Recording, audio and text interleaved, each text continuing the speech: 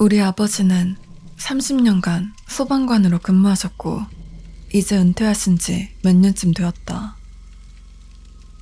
아버지는 과묵한 타입은 아니었다. 약간 얼빠진 듯한 모습에 조금 땅딸막하셨고 70년대부터 면도하길 거부한 콧수염을 기르셨다.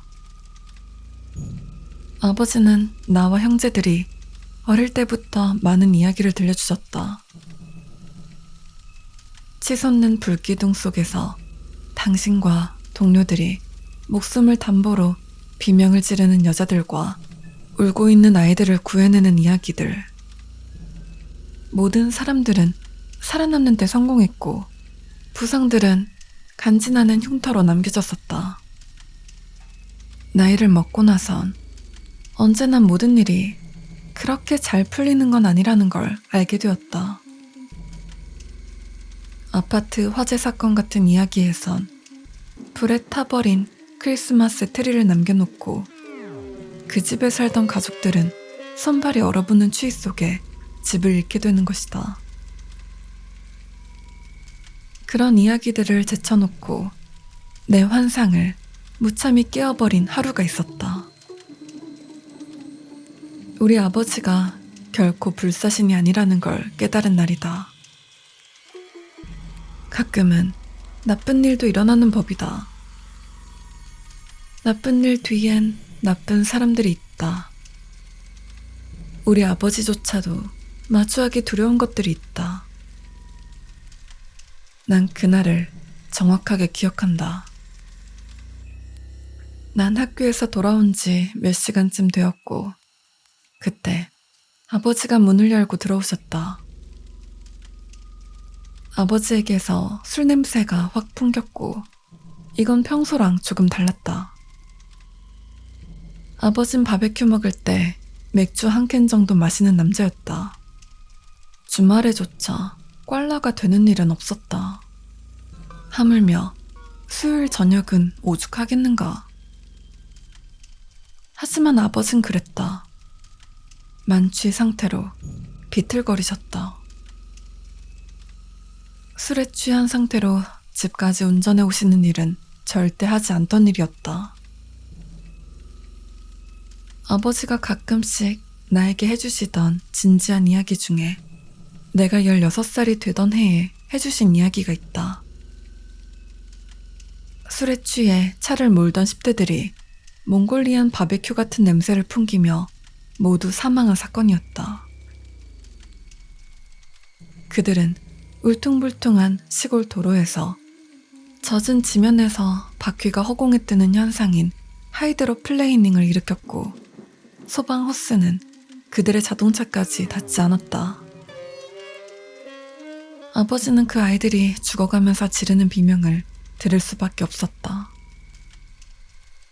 그날 밤 아버지의 눈엔 그런 것들과 다른 감정이 머물러 있었다. 지금까지 보여주지 않았던 감정이 슬픔도 아니고 패배감도 아니었다. 정확히 말할 수 없는 무언가가 아버지에게서 평소에 풍기던 불꽃 같은 냄새가 나지 않았다. 단지 술 냄새를 풍길 뿐이었다. 아버지, 취하셨어요? 그래 쌤. 내가 좀 취했다. 아버지는 날 지나쳐 2층의 부모님 침실로 향했고 밤새도록 그곳에 계셨다. 다음날 아침 아버진 대충 평소와 비슷한 모습으로 돌아왔다. 우린 되게 열린 가족이었다. 나와 형제들은 부모님께 거의 모든 이야기를 털어놓을 수 있었다. 부모님도 우리에게 책을 펼친 것처럼 많은 것을 알려주셨다. 최소한 건강한 부모-자식 관계가 허락하는 대부분의 이야기는 했다는 거다. 그래서 아버지가 아침 식사를 하러 테이블에 앉으셨을 때 어린 남동생이 불쑥 물었다. 어젯밤 무슨 일이었어요, 아빠? 로렌스 삼촌이 꽐라댔을 때 나는 냄새가 나던데요? 어머니는 동생을 한번 째려보더니 지금 말고, 아니, 그냥 물어보지 말거라 라고 하셨다. 그건 평소에 어머니가 보여주던 눈빛이 아니었고 우리 삼형제는 당황한 나머지 남은 식사 시간 동안 아무 말도 할 수 없었다. 아버지의 얼굴에 이상한 표정이 잠시 떠올랐다. 순식간에 사라졌다. 소방서로 가야겠어. 해야 할 서류 작업이 많아. 아버지는 아침도 다 드시지 않고 출근하셨다. 하루가 지나고 일주일이 지나고 몇 년이 지났다. 그날 일은 잊혀졌고 다신 언급되지도 않았다. 그건 그저 일진이 안 좋았던 하루로 기록될 수도 있었다. 웃기지 마라. 난 그날 아버지의 눈에 떠오른 그 눈빛이 아니었다면 그런 날이 있었다는 걸 기억하지도 못할 것이다. 그날 이후 아버지가 종종 보여준 그 눈빛을. 그건 언제나 순식간에 사라졌고 난 그것에 대해 물어보지 않았다. 우리 아버지도 비밀이 하나쯤은 있어야 하지 않겠는가. 최근 들어 아버지에게 나쁜 일이 하나 생겼다. 방광암이었다. 말기 단계는 아니고 초기였다. 하지만 그건 수술과 방사선 치료가 필요한 병이었다. 상태는 좋아 보였지만 당연하게도 우리 모두는 걱정할 수밖에 없었다. 우린 아버지를 사랑했다. 이때 나와 내 형제들은 모두 결혼해서 아이를 가지고 있었다. 아이들에게 할아버지는 산타와 같은 존재였고 우리 가족에게 아버진 주춧돌 같은 분이셨다. 다행히도 아버지의 수술은 성공적이었다. 의사들은 종양을 잘라냈고 담배는 깨끗했다.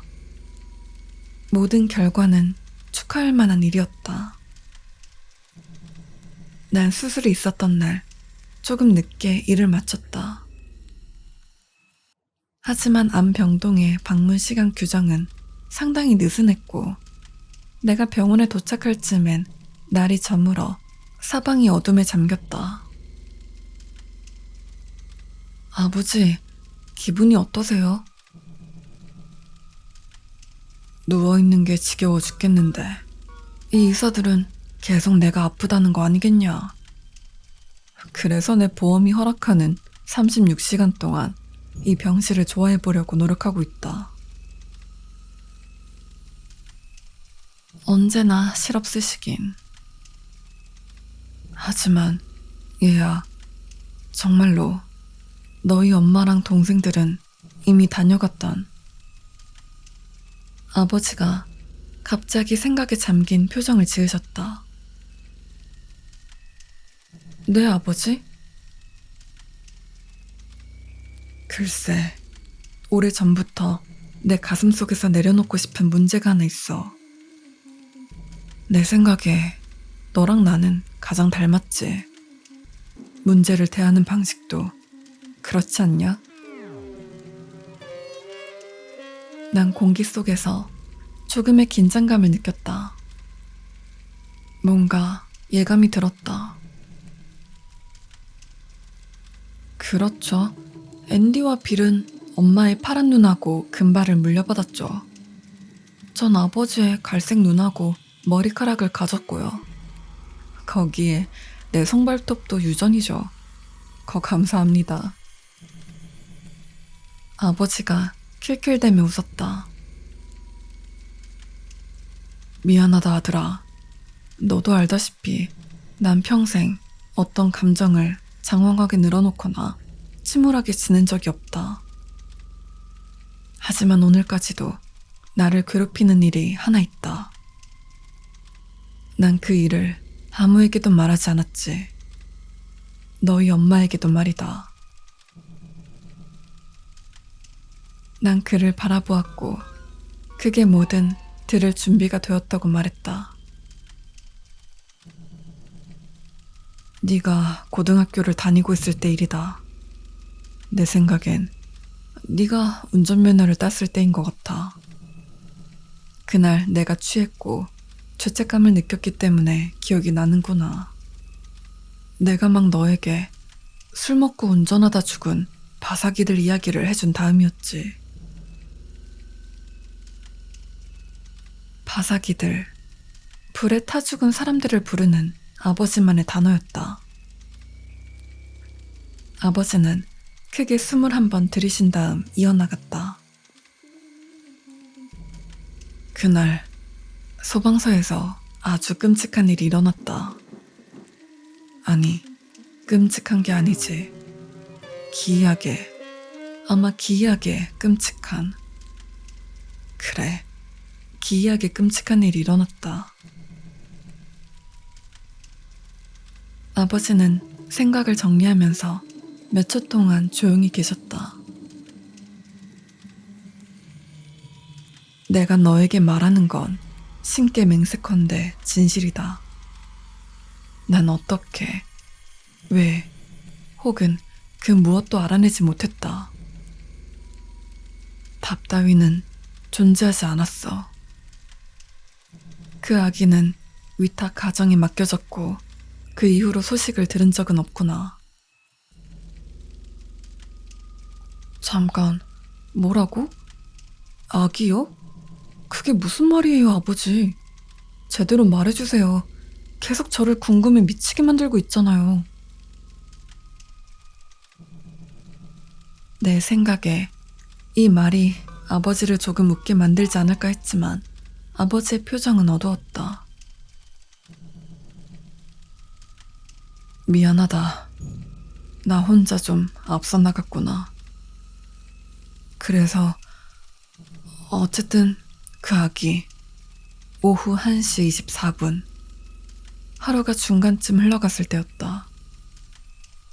이런 세세한 사실이 뇌에 박혀있다니 정말 정신 나간 짓이구만. 난 끔찍하게 지루한 상태로 시계를 보고 있었지. 그 다음 순간 우린 어디선가 들려오는 비명을 들었다. 그건 기괴한 소리였어. 우리 소방서 입구 바로 앞에서 들려오고 있었다. 난 입구에 가장 가까이 있었고 자연스럽게 누군가 공경에 처했을 거라 생각하면서 밖으로 뛰쳐나갔지. 아버진 잠시 멈췄다. 지금까지 몇 년 동안 보여주던 그 눈빛이 아버지의 눈에 감돌고 있었다. 그 눈빛은 이제 나도 흔들리게 하고 있었다. 거기엔 종이박스가 2개 놓여 있었다. 난 오른쪽에 있는 상자를 열었지. 작은 아기였다. 담 위에 쌓여 있었고 그 옆엔 분유가 가득 차 있는 병이 하나 놓여 있었어. 조그만 아기는 태어난 지 며칠 되어 보이지도 않았다. 분유가 들어있는 병을 잡지도 못했지. 그 아기를 놔둔 사람은 분명 육아의 육자도 모르는 사람이었을 거다. 아마 자기가 생각한 최선의 행동이 그 분유병이었겠지. 난 작은 아기의 쌍둥이가 들어있을 거라 생각하면서 2번째 상자를 열었다. 하지만 거기엔 머리가 있었어. 잘려진 여자의 머리가 2번째 상자에 들어있었다. 이런, 세상에. 살인자는 잡았나요? 그게 아기의 엄마. 내가 말했잖니. 우린 그날 이후로 아기에 대해 들은 바가 없었다. 우린 잠시 말없이 앉아 있었다. 그 상황은 정말 역 같을 것 같네요. 하지만 상자 안에 머리를 생각하더라도 아버지가 전에 말해주셨던 바사기들 이야기가 이 이야기보다 더 끔찍한걸요? 그래, 그렇지. 아버지가 한숨을 내쉬었다. 끔찍한 건 상자 안에 머리가 있다는 사실이 아니었다. 그럼 뭐예요? 뭐가 그렇게 끔찍했다는 거예요? 그 비명들, 그 끔찍한 울부짖는 소리. 그건 아기가 내는 소리가 아니었어. 그건 그 머리에서 흘러나오고 있었어.